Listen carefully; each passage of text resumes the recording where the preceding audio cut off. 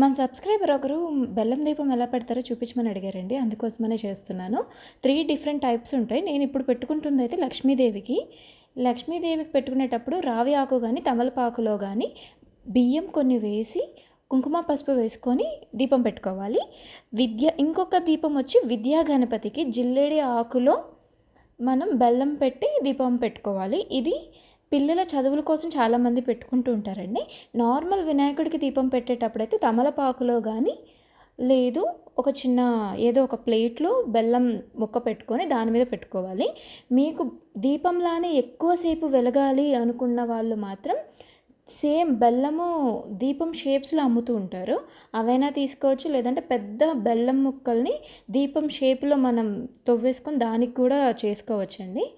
నేనైతే విద్యా గణపతికి పెట్టుకున్నది, వినాయకుడికి పెట్టుకుంది గరకతో పూజ చేసుకుంటున్నా.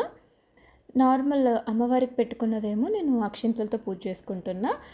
విద్యా గణపతిది అయితే పిల్లలతో చేయించుకుంటే చాలా మంచిదండి. వాళ్ళ స్టడీస్ ఇంప్రూవ్ అవుతాయి అంటారు. అండ్ అమ్మవారికి స్వీట్లో పెట్టుకుంటే చాలా ఇష్టం అన్నమాట.